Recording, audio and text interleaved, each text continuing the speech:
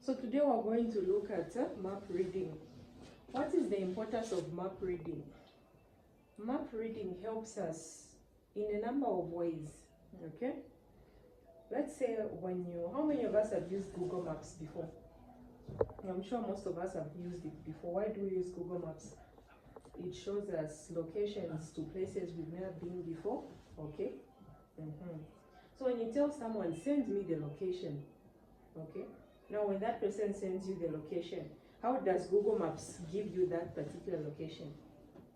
Okay, so we are going to look at grid referencing system, okay? When you look at the globe of the earth, these lines do not exist, but they're imaginary lines. We have longitudes and latitudes. They are not there, but they are imaginary lines which help us to give the exact location. So when you search the location of Hungry Lion on Google, the nearest Hungry Lion, it is going to give you the coordinates of where exactly the place is found. So let's say Hungry Lion is at point A. How is Google going to give it to you? So we have longitudes, let's say 70, 71, 72, 73. These are our longitudes. Then these could be 20, 21, and 0. So 20, 21, and we could also have 22 degrees. These lines are in degrees. Okay. So whenever we want to find there are two types of grid references. There's the 4-figure grid reference and the 6-figure grid reference. So the easiest is the 4-figure grid reference. What is the 4-figure grid reference for point A? We're going to imagine this is ShopRite. What is the location? So we always make an L inside, not a 7, but an L like that. So you always start with the longitude, then the latitude. What is the coordinate for the longitude? It's 71.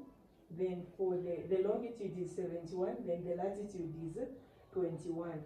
So the 4-figure grid reference for point A is 7121. What about for point C? You ask Google for the location for point C. It's going to give you some kind of 4-figure grid reference, but I think they use 6 or more. So you're going to make an L like that. So this L is on line 72, then this vertical line, then the horizontal is on line 22. So the 4-figure grid reference for C is 7222. Now what about 6-figure grid reference? Because if you're given a 4-figure grid reference, it is not very accurate. Why do I say so? Because you find that there are a number of buildings in that area. So you want the specific location. So that is where now 6-figure grid reference comes in. So you can use a ruler from this point to this point. You can use a ruler to demarcate equal lines up to 10. So 1, 2, 3, 4, 5, 6, 7, 8, 9. The last line representing 10. Okay? So maybe they've given you a point like this one. Even here, 1, 2, 3, 4, 5, 6, 7, 8, 9, 10.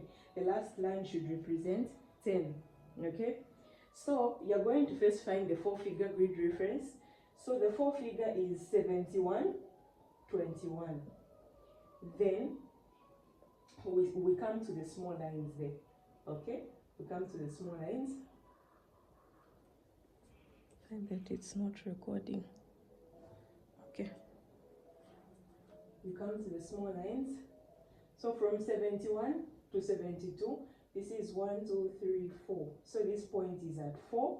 So you put 4 there. Then we come to the last number there. Okay? We already have 21.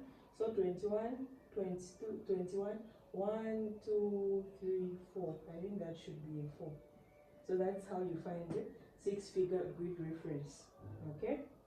So try to find the 6-figure grid reference for point C. Okay? So that is how you find 4-figure and 6-figure grid references.